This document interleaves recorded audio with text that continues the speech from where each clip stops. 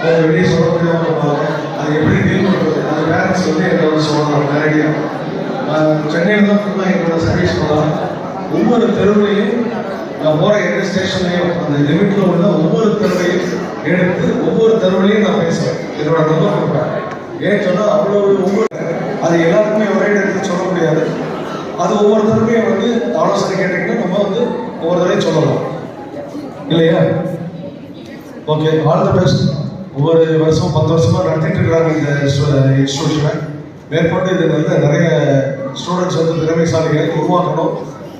ஸ்டூடெண்ட்ஸும் நிறைய வந்து ஆர்வமாக வந்து இதை கற்றுக்கணும் அப்படின்றதுல ரொம்ப ஆர்வமாக இருக்கேன்.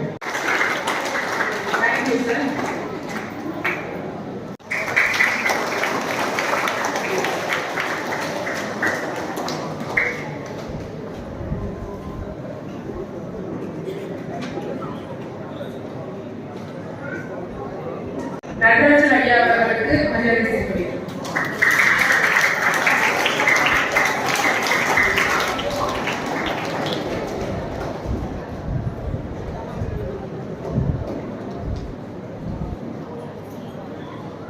அன்புடன் அழைக்கிறோம்.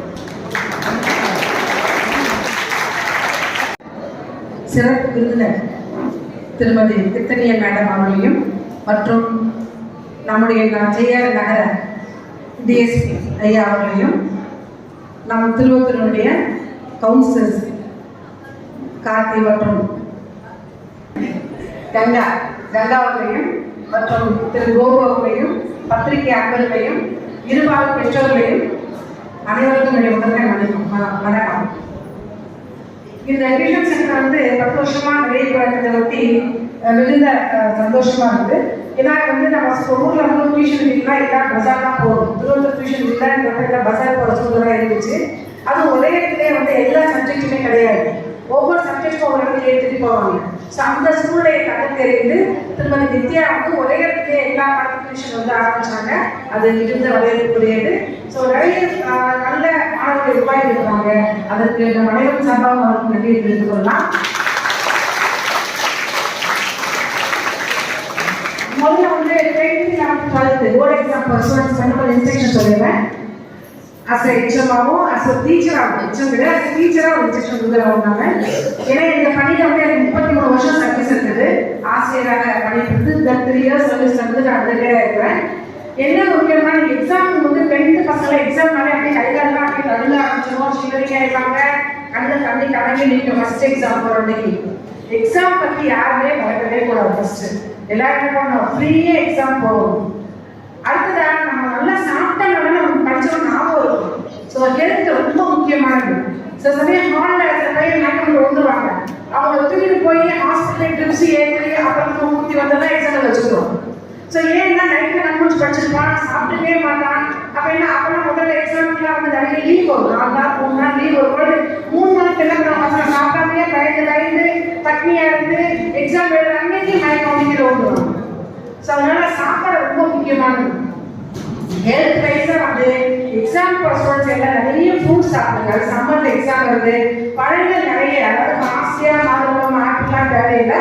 நமக்கு எளிதாக விலை கம்மியாக கிடைக்கிற கொய்யாப்பழம், என்னென்ன ஃப்ரூட்ஸ் கம்மியாக நம்பப்படும், எது விலை கம்மியாக இருக்கோ வாழைப்பழம், அப்படின்னா கம்மியாக கிடைக்கிற பழத்தோடு சாப்பிடலாம். எல்லாம் நம்ம பிளைனாக இருக்கு, மைண்ட் ஃப்ரீயாக இருந்துச்சு. எக்ஸாம் போனால் கொஸ்டின் பார்த்தா கிராடே தன்னால ஆன்சர் வரும். ஸோ அந்த டென்ஷன் கடைசி நிமிஷத்துக்கு படிக்கிற டென்ஷனை வச்சுக்காது. எக்ஸாம் உள்ள போகிறவங்க பார்த்தோம்னா வந்து கொஸ்டின் பேப்பர் கொடுக்கறதுக்கு முன்னாடி ஃபர்ஸ்ட் ஆன்சர் ஸ்கிரிப்ட் கொடுப்பாங்க. 10th 11th public exams first answer script கொடுப்பாங்க. அந்த ஆன்சர் ஸ்கிரிப்ட்ல செகண்ட் பேஜ் இன்ஸ்ட்ரக்ஷன் இருக்கும், அதை படிச்சு பாருங்க. ஏன்னா கொஸ்டின் கொடுக்கறதுக்கு முன்னால 10 நிமிஷம் டைம் இருக்கும். இந்த 10 நிமிஷம் டைம் என்ன பண்ணிடுறீங்க, அந்த ஆன்சர் ஷீட்ல இருக்கிற இன்ஸ்ட்ரக்ஷன் ஃபுல்லும் படிங்க, பொறுமையா படிங்க. அதுக்கப்புறம் தான் 10 நிமிஷம் முடிஞ்சதுக்கு அப்புறம் தான் கொஸ்டின் கொடுப்பாங்க. அதுக்கப்புறம் 5 நிமிஷம் டைம் இருக்கு, அப்புறம் தான் என்ன பண்ணுவாங்க, எழுதவே ஆரம்பிக்கணும். அந்த 5 மினிட்ஸ்ல கொஸ்டின் நல்லா தெளிவா தரோவா படிச்சு பாருங்க. ஸோ உங்க டைம் கொஸ்டின் படிக்க டைம் இதுதான் கொடுத்துருக்காங்க. நிறைய பேர் அப்புறம் கொஸ்டினை ஸ்டார்டிங் 2 லைன் பார்த்தாலும் இந்த கொஸ்டினை முடிவு பண்ணி எல்லாரும் ஆன்சர் ஆச்சுவாங்க. அது பின்னாடி வேற மாதிரி மிஸ் பண்ணி கேட்டுருப்பாங்க. சில கொஸ்டினை முழுமையா படிச்சு உள்வாங்கிட்டு அதுக்கப்புறம் என்ன ஆன்சர் எழுதவே ஆரம்பிக்கணும். அடுத்தது அவங்களுடைய ஃபர்ஸ்ட் எழுதும்போது 1 கொஸ்டின் ஃபர்ஸ்ட் எழுதுல. சில பேர் என்ன பண்றாங்கன்னா முதல்ல பிக் கொஸ்டின் எழுதுவாங்க, டைமா கொஸ்டின் எழுதுவாங்க. ஒன்றாம் வருஷம் கடைசியாக விட்டுருவாங்க. ஏன்னா அவங்க லாஸ்ட் மினிட்ல ஹரியப்பெல்லாம் ஒன்றாம் வருஷம் டீட் பண்ணும்போது தப்பாக வரும். ஆன்சர் டக்கு ஞாபகத்துக்கு வராது, தப்பாயிடும். அதெல்லாம் என்ன பண்ணும், 1 மார்க் வந்து பொறுமையாக யோசனை பண்ணி கரெக்டாக ஃபஸ்ட்டு எழுதிட்டு அதுக்கப்புறம் 5 மார்க்கோ 2 மார்க் 3 மார்க் அதுக்கப்புறம் எழுதலாம். பட் 1 மார்க் மட்டும் லாஸ்ட் மினிட்ல வச்சுட்டாலே கன்ஃபியூஸ் ஆகிடுவீங்க. ரஃப் ஒர்க் இருந்துச்சுன்னா ஆன்சர் ஸ்கிரிப்ட்லேயே லாஸ்ட் பேஜில் அந்த ரஃப் ஒர்க் பண்ணிக்கலாம். பட் அது ஒரு கிராஸ் கோடு போடலாம், அவ்வளோதான். நீங்கள் அதுக்காக கொஸ்டின் பேப்பர் இருக்கிறதோ வேறு இருக்கிறதுலாம் தேவையில்லை. உங்களுடைய மெயின் ஷீட்லேயே என்ன பண்ணலாம், நீங்கள் கடைசி பேப்பரில் ரஃப் ஒர்க்லாம் எதுவாக இருந்தாலும் ஒரு தடவை எழுதி பார்த்துக்கலாம், ஒரு தடவை சம் போட்டு பார்த்துக்கலாம், ஒரு தடவை மல்டிப்ளை பண்ணி பார்த்துக்கலாம். எந்த ஒரு ரஃப் ஒர்க்காக கடைசி பேஜ் போட்டு பார்த்துக்கல. ஸோ அதுக்கு உங்களுக்கு யாரும் சொல்ல மாட்டாங்க. அதுக்கப்புறம் வந்து நிறைய பிரச்சனை எழுதிட்டு அடிச்சு எழுதுவாங்க. அது மாதிரி அடிச்சு இதெல்லாம் அதெல்லாம் வந்து தவறு. அது மாதிரி பேப்பர் பார்க்க பேட் இம்ப்ரெஷன் ஆகிடும். ஸோ அதனால் அடிக்ஷன் இல்லாமல் எழுதுங்க. அதே பேப்பர் எடுத்தால் 1 மாதம் ஆகும். அப்போ அதில் ஒன்றுமே தெரியாது, அப்படி ப்ளைனாக இருக்கும். பெலிக்கான் யூஸ் பண்ணவே கூடாது. First of all Pelican use பண்ணாதீங்க. ஒரு சின்ன கோடு போட்டு பக்கத்தில் எழுத ஆரம்பிச்சிருங்க. அதை விட்டு நல்லா பட்டு அடிக்கிறதோ, அது பெலிக்கான் போட்டு அழிச்சிட்டு அது மேலேயே எழுதுறதோ அந்த மாதிரிலாம் பண்ணாதீங்க. இந்த பெலிக்கான் யூஸ் பண்ண ஆஃப்டர் 1 மந்த் வச்சு பேப்பர் திருத்த அடிச்சு எழுதும்போது அந்த இடத்துல எந்த வித எழுத்துமே தெரியாது, ப்ளைனாக இருக்கும். அதனால பெலிக்கான் யூஸ் பண்ணுறதோ அடிச்சு எழுதுறதோ முதல்ல அவாய்ட் பண்ணுவீங்க. தப்பும் தெரியல, ஒரு சின்ன கோடு அவ்வளோ முடிச்சு அந்த கோடை பார்த்தா தெரிஞ்சிடும்.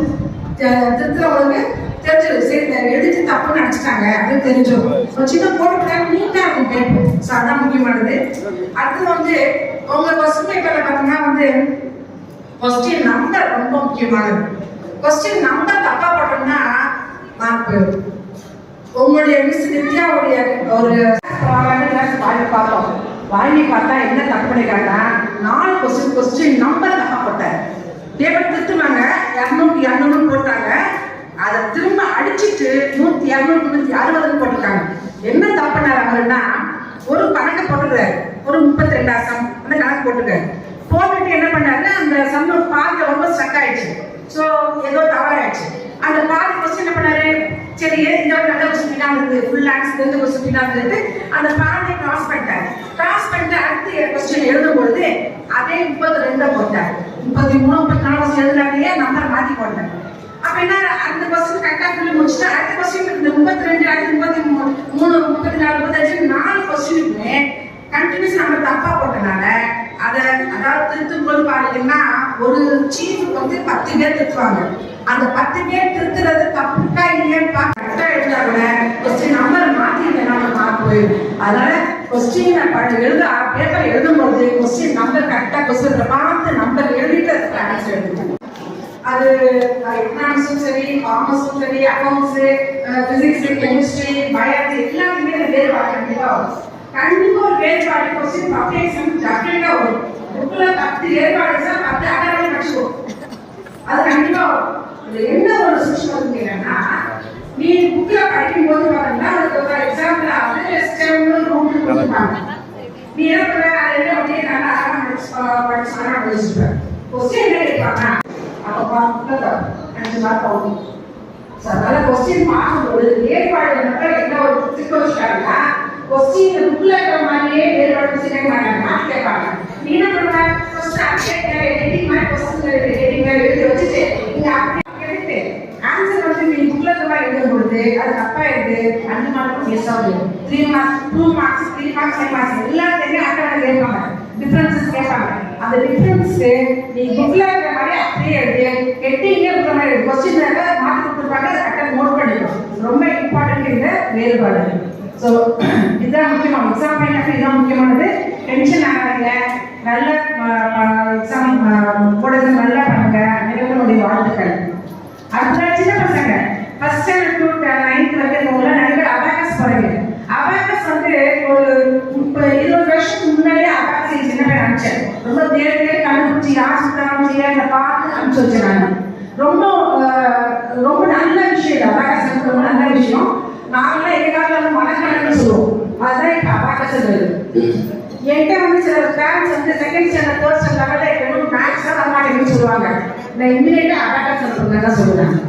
அபாகஸ் பண்ணால் மேக்ஸ் நல்லா இருக்கும். ஸோ அந்த பாஸ் ரொம்ப நல்ல விஷயம். அபாகஸ் பணத்துக்காக பார்க்க வேணாம், ஃபீஸ் பற்றி பார்த்தோம்னா ஒரு குழந்தைகளுக்கு வந்து மேக்ஸ் வந்து நல்லா வராமல் போயிடும். ஸோ மேக்ஸ் நல்லா வரணும் அப்படின்னு நினச்சோம்னா, ஏன்னா எல்லா பசங்களும் மேக்ஸ் தான் டஃப்பாக இருக்கும். நிறைய பேரண்ட் சொந்தத்திலே நிறைய பார்க்கறதுனால மேக்ஸ் தான் வரல, மேக்ஸ் தான் கஷ்டம், மேக்ஸ் தான் வரலப்பாங்க. ஸோ அது அவாக சமைச்சிங்கன்னா கண்டிப்பாக மேக்ஸ் வந்து சக்ஸஸ் ஆகிறதுக்கு நிறைய வாய்ப்பு இருக்குது. ஸோ இந்த டியூஷன் சென்டர் வந்து மென்மேலும் வளர்ந்து நிறைய பசங்க வந்து நீங்கள் ஜாயின் பண்ணிட்டு உங்களுக்கு தெரிஞ்சவங்க சொல்றீங்கன்னா அவங்களும் நிறைய ஜாயின் பண்ணி இந்த டியூஷன் சென்டர் வளர்றதுக்கு என்னுடைய மனம் நிறைந்த வாழ்க்கை தெரிவித்துக் கொண்டு என்னுடைய ஒரே விடைகிறேன்.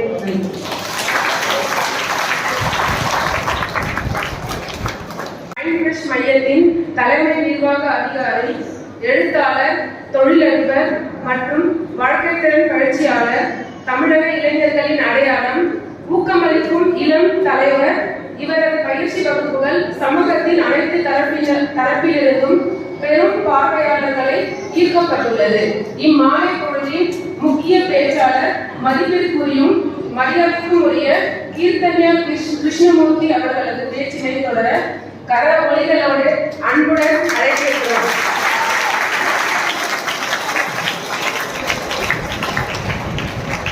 வணக்கம். செய்யாது வாங்க, ஞாயிற்றுக்கிழமை பிரியாணி பண்ணுமா? நல்லா பார்த்தா கொஞ்சம் பயமா இருக்கேன். ஏன்னா நீங்கெல்லாம் தமிழ் பேசுனீங்கன்னா செய்யாத பக்கம் செந்தமிழ் வந்து பாயிலே காதிலே அப்படின்ற மாதிரி இனிமையா இருக்கும். எனக்கு தெரிஞ்சதெல்லாம் சென்னை தமிழ் தான். நீங்க என்ன இலக்கிய சொற்பொழிவு ஆத்த சொன்னா கூட எனக்கு ஆத்த வராது. ஸோ நான் கொஞ்சம் நேரம் உங்ககிட்ட வந்து ஃப்ரீயா பேசலாமா?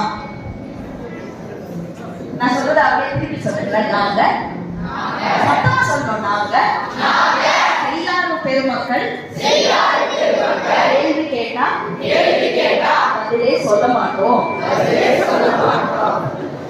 நான் இப்ப ராக்கெட் சயின்ஸ் கண்டுபிடிச்சது யாருன்னு நான் கேட்டேன். ஃப்ரீயா பேசலாமான்னு சொல்லிட்டு கேட்டா மேல பேசுனீங்கன்னா என்ன பண்ணுங்க? ஃப்ரீயா பேசாமா பேசக்கூடாது? பேசலாமா? வார்த்தை கொடுத்துட்டீங்க, நான் ரொம்ப ஃப்ரீயா பேசுவேன். நீங்களா நோடிலாம் வெரி குட். ஓ, எவ்வளோ பேருக்கு எவ்வளோ கஷ்டங்கள் அமையலாம். சில தொழில்கள் வந்து ரொம்ப ஜாலியா இருக்கிற தொழில்கள், சில தொழில்கள் வந்து ஐயோ பாவம் என்ன பாவம் பண்ணாலும் இந்த மாதிரி ஒரு வேலையை செய்யறதுக்கு ஒரு விதி சபிச்சிருக்குன்னு சொல்லிட்டு சொல்லலாம். அந்த மாதிரி இருக்கிறதே ரொம்ப கொடுமையான வேலைன்னா என்னன்னு சொல்லுங்க பார்ப்போம். படிக்கலாம் பாவீங்களா? இல்ல, அதையும் விட பெரிய கொடுமை. போட்டோ எடுப்பீங்கலாம் நிறுத்திங்க, அந்த வீடியோ மாதிரி இருக்கட்டும். ஏன்னா நீங்க ரெண்டு பேரும் எனக்கு ஆடியன்ஸ் மாதிரி தெரியும்.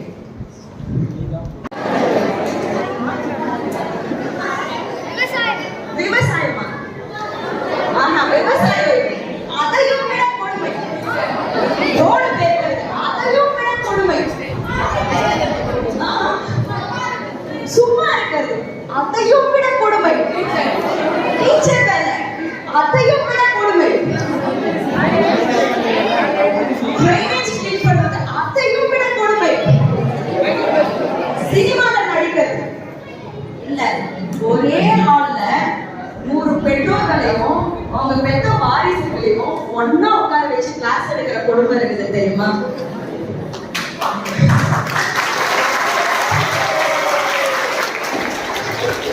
ஸ்டூடெண்ட்ஸுக்கு அட்வைஸ் பண்ணா அப்புறமா வீட்டுக்கு போன பிறகு என் பையனுக்கு இந்த பாயிண்ட் புரிஞ்சுதா, பாயிண்ட் புரியலையா, நல்லா கேட்டானா, அவனுக்கே சொன்னாங்க பாரு ஆண்டி பேசுறாங்க பாரு அதான் சொல்ல வேண்டும்.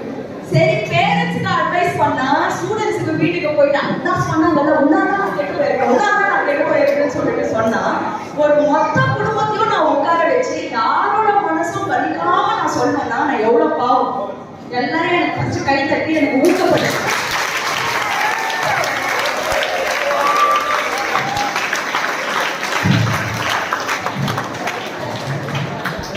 இந்த நம்ம எல்லாரும் சில ரூல்ஸா ஃபாலோ பண்ணணும். என்ன இருந்துச்சுன்னா, இந்த கிளாஸ்ல நான் எது பேசினாலும் உங்க சேர்ல ஒருத்தவங்க உட்கார்ந்துருக்காங்கல்ல, யார் உட்கார்ந்துருக்காங்க அப்படி உங்களுக்கு மாத்திரம் தான் அப்ளை பண்ணிக்கணும். இந்த கிளாஸை பத்தி மத்த யார் பக்கத்து சேருக்கு பக்கத்து இடையே பாயசம் ஊற்றக்கூடாது. டீலாம் ஓடிலாம். எந்த குழந்தையும் அப்பா அம்மா கிட்ட நான் பேசுறத பத்தி திரும்ப பேசக்கூடாது. எந்த அப்பா அம்மாவும் குழந்தைங்க கிட்ட பேசக்கூடாது. டீலாம் ஓடிலாம்.